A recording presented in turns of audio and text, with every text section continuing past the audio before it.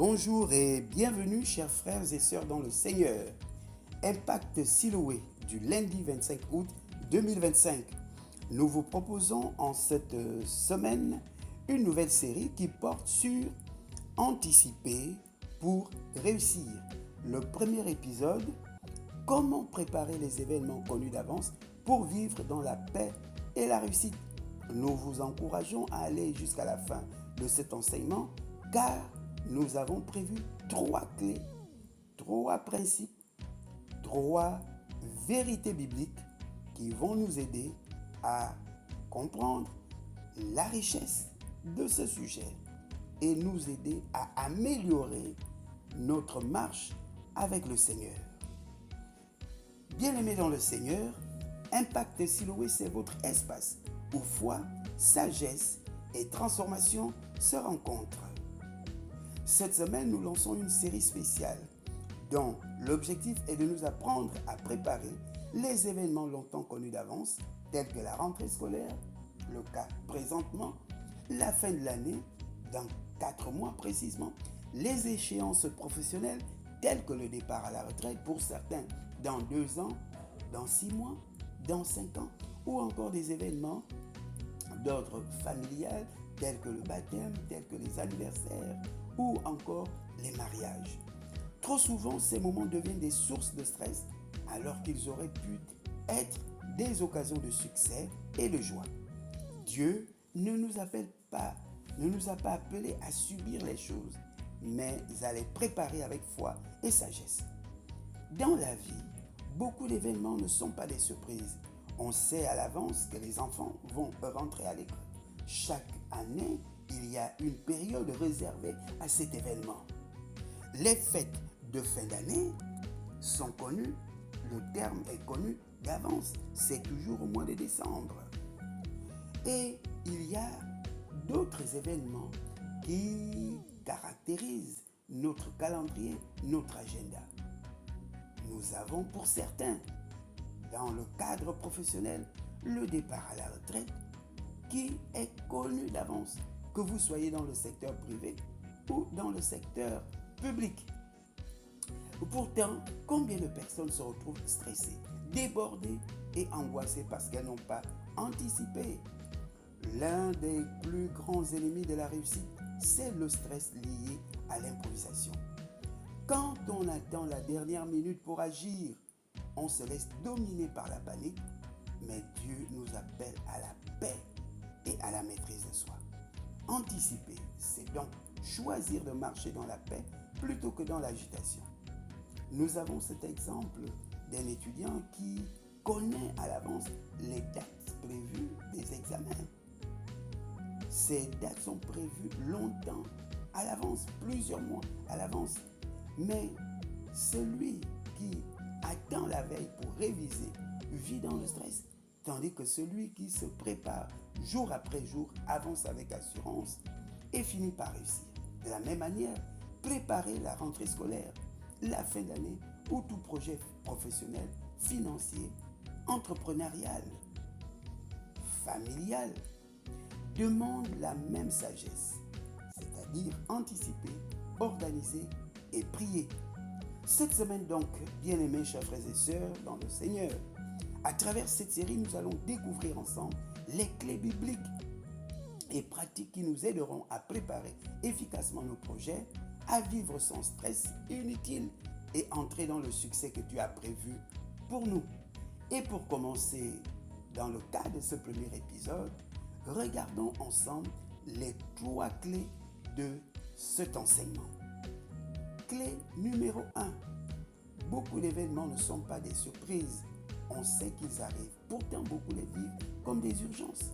La rentrée scolaire n'est pas une urgence. Le départ à la retraite n'est pas une urgence.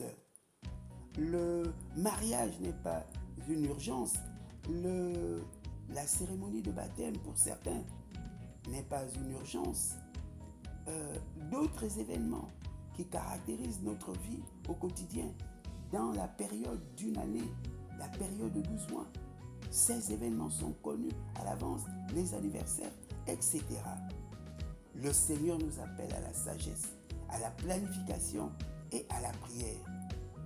Le verset 28 du chapitre 14 de l'évangile de Luc nous enseigne: car lequel de vous, s'il veut bâtir une tour, ne s'assied d'abord pour calculer la dépense, afin de voir s'il a de quoi la terminer. Le succès n'est donc pas le fruit du hasard, mais de la préparation. Clé numéro 2, le stress, fruit de l'improvisation. Plusieurs d'entre nous connaissent des vies à dents de scie, parce que tout ce qu'ils entreprennent est le fruit de l'improvisation. Aucune planification en début de mois, en début de semaine, même en début de chaque jour. Avoir une planification des activités à réaliser par jour, par semaine, par mois. Dans le trimestre, dans le semestre et dans l'année. Plusieurs ont en horreur les agendas, les calendriers, les planifications. Faisons croire que tout ce qui relève de la planification, de la projection et de la stratégie est l'œuvre de la chair, l'œuvre de l'intelligence humaine. Bien-aimés, considérons que si Dieu nous a dotés d'une intelligence pour pouvoir comprendre les lois de la nature et parvenir à créer un avion, à créer le train, à créer ou à concevoir toutes ces évolutions-là, c'est que c'est le plan parfait de Dieu pour l'homme durant sa vie sur terre.